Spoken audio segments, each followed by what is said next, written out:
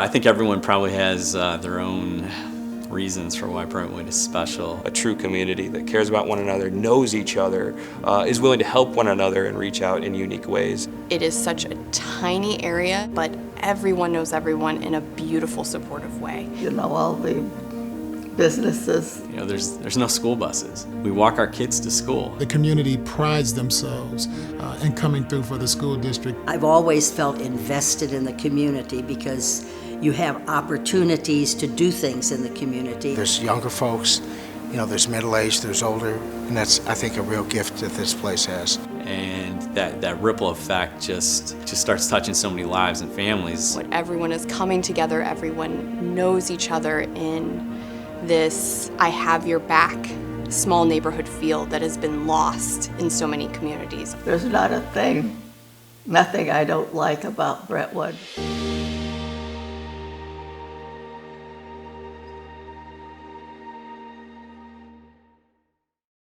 Almost 150 years ago, a man by the name of Thomas Madden arrived in an unincorporated area of present-day St. Louis County. So Thomas Madden came from Ireland, bought 100 acres, mostly farmland, but he immediately started to sort of build the town. So he built a large building at the corner of Brentwood and Manchester, right around 1870. And it was a tavern, it was a barber shop, it was a small store, it was a little bit of everything, and he lived upstairs. Just a few years later, Madden would be fully ensconced into the fabric of the daily lives of the residents. He started a quarry. He had Madden's Quarry, which was where Ace Hardware is now. A lot of the rock from that quarry was used to build streets in Brentwood, or back in the early days. He also owned the property where St. Mary Magdalene is. And the story is that he donated 5 acres to St. Mary Magdalene so that they could start their church there and build a school, and they still have that property today. With the addition of a rail line, the advent of the automobile, and a desirable central location, Maddenville, as it was now called, caught the eyes of new families looking for a place to settle down. So the city of Maplewood passed a resolution. They were going to move west. So the city of Brentwood got together and said, we've got to do something about this. So they decided that they needed to create their own city.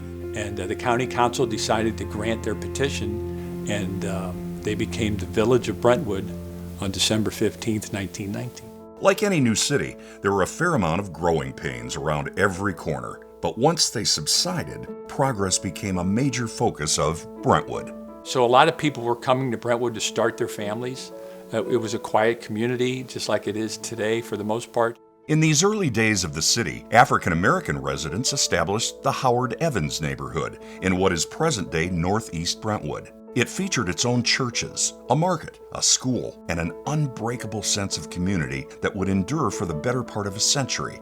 The building boom of houses in Brentwood was basically 30s and 40s and early 50s. That's when a lot of these homes in this town were built. In the middle of all that was also Audubon Park, which came about in 1951, which at that time was the largest rental complex in the country. Even with all of the new changes, one constant had stayed the same throughout its young history: the bedrock that is the Brentwood School District. And the tradition continues today. It's always been that way. They've always had a great reputation here in Brentwood. During those years, those early years when I realized that I wanted to start a life here in Brentwood, I wanted to start a family, that I became more aware of how great the school districts were. When I was searching to decide where I wanted to teach, I really wanted somewhere that would be small and personal and made a difference for the kids. And my first experience walking into Brentwood School District, immediately my heart knew this is the place I want to be. The teachers are very important, and it was very important to the school board that we have a high caliber of teachers. They stick around too. They don't want to go because it's a great place to work. Teaching in Brentwood is a beautiful thing because it's a small district, so you have small class sizes. And it's such a blessing in that our teachers get to know all of the kids in the whole school, not just in that individual class. We make every attempt to make sure all of our staff members and students feel comfortable. And we have an openness that I think is the biggest strength of Brentwood, our ability to have a living classroom space or to try using technology in a new way. It's important to meet kids where they're at and to grow kids from that point. Despite our small classes, we have a large percent of special needs students, and so we get to see those students grow and change and make friends and feel a part of the classroom rather than ostracized or pulled away. It's important for kids to take risk, and we believe that they need to be involved in the school community to understand how important it is to involve themselves in activities. Over the years, I've had really successful athletic teams in a lot of different sports. We got Friday night football, so what more else can you ask for? I mean, you know, a lot of cities struggle with their cities supporting Friday night football, and Brentwood has always supported that. You know, it's a football game, but it's also kind of a social event where everybody gets an opportunity to come out, see each other, and just spend some time with one another. And of course, the band is going to play what everyone loves, and it's just a wonderful community event. Once my kids started going to the school, that's when I realized just how special it is and unique. It's really cool to know that, you know, you've played that special part in their life that kind of propelled them into their future endeavors. It's what I signed up for the job for, so it's wonderful. As Brentwood grew, many small mom and pop shops opened to serve the needs of a growing community. At one point in time, there were a lot of small grocery stores and little neighborhood shops. Much like the housing boom in the 1950s, Brentwood went through a rapid expansion of business. It started with the Promenade, so that was in the late 1990s. All of those businesses in the Promenade were so successful that a lot of folks were saying, wait a minute, this is a good place to be if I want to start a business or bring in a new business. And then from that popped up the newer version of Brentwood Square, all of the businesses up along Eager Road where Deerbergs and the Sports Authority and all of those popped up. Home Depot came to Brentwood. Yet while the number of small businesses is less than it used to be, there is still a fair amount of choices for residents to frequent, or even just to pop in for a visit. They're good people, and it's not just that they're selling their product, but they do want to make a difference in the area. They support this place in a lot of different fundraising events, and I think that's what makes it special, that bond that's here. And one tradition that continues is the variety and quality of Brentwood's local restaurants and gathering places. We still have a few places like that. Frank Papa's Restaurant, Obie Clark's, Twin Oaks. obviously the most popular being Carl's. Carl's has been a steady thing all these years. Carl Myers opened this 1959. Originally was a hot dog stand before, and Carl and his wife ran it for quite some time, 20 plus years. His curly dogs, those hot dogs, and his onion rings. Ooh. The root beer is homemade IBC recipe. It's the original IBC recipe, and the burgers are smash burgers, which is not a unique thing, but ours we've been told they're better than most others. You're not going to fit more than about 10 or 15 people in that place, but it's crowded all the time. It's actually a historical piece of a lot of people and generational piece of people from this area. At 60 years, we're an institution for a reason. Even though Brentwood is one of the most forward-thinking municipalities in St. Louis, one thing that never seems to change is the sense of community that its residents continue to cultivate. When I was looking for a house, it was actually close to my office at the time, which was also in Brentwood, and the street just always had this charm that appealed to me. And I saw a for sale sign at a house on Rosalie, and that's when I knew that, hey, I think I should live here. It's home to one of the biggest community celebrations in all of St. Louis County, Brentwood Days. We all know when it's going to be, but as soon as it's officially out on the Brentwood calendar, we put it down. We know that Friday and Saturday, that's what we're doing. It's become a focal point for folks that not only live here, but used to live here, to come back and kind of reacquaint themselves with community members. It's a chance for you to get out there, to spend time with everybody in the community, to just kind of kick back and relax. Kids love it because they can ride all day on the rides for free, which is awesome. Always a lot of good food and stuff. They have one of the best fireworks displays on Saturday night you'll ever see. It's a pretty special, weekend. Not many people understand the power of this community, like Tom Wiley.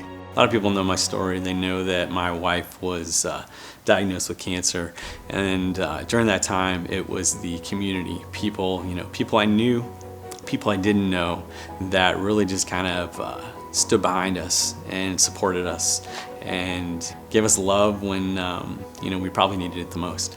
Tom has channeled his desire to make the world a better place for families going through cancer. And the initial idea was to give families just a great day out. Then I started thinking about, my community, my Brentwood community.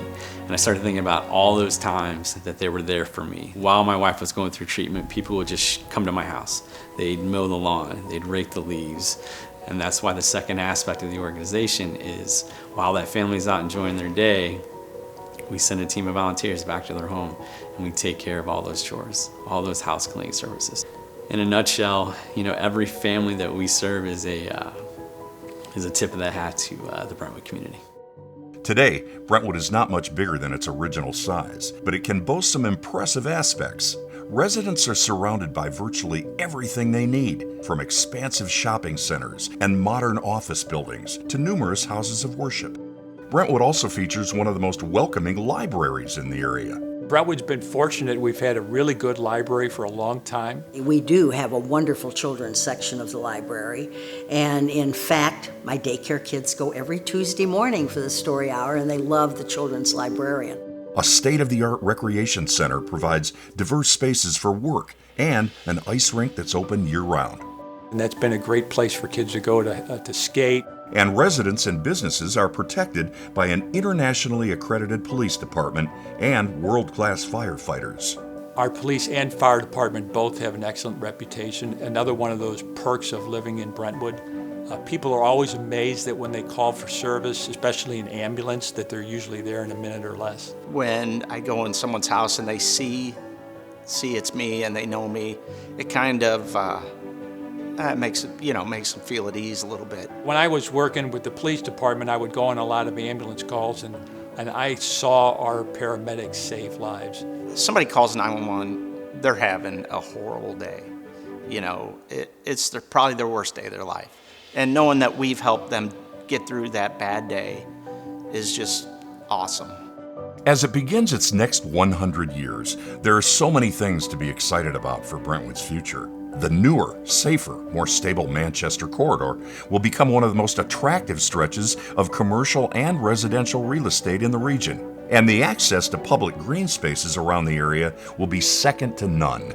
Even with so many new developments coming for Brentwood in the near future, there is one thing that will stay the same: the people who make this city so special. Sometimes I think when we look at the world, it's pretty bad. It's, a lot of bad things going on. But as a priest, you get to see people every day doing nice things for each other. They get no publicity. They're not going to be in the front page of a publication. I don't think there's any other community out there like it. It still amazes me, based off of everything that me and my family have gone through, just the support that we received. We recently had a community service day that was sponsored by the Mount Calvary Church pastor and several of the other churches. But it wasn't just the faith communities, it was many people who came to be a part of that. And we've been able to continue some of those relationships. We have a house that that one guy goes back and mows every other week. And that's the whole community getting together to help each other out. There is still an element of the old country friendliness and acceptance. Each day there's something little or special or fun that happens that just makes your heart grow just that little bit bigger. That's hard to replicate. It goes back to what Brentwood's all about. It's the city of warmth.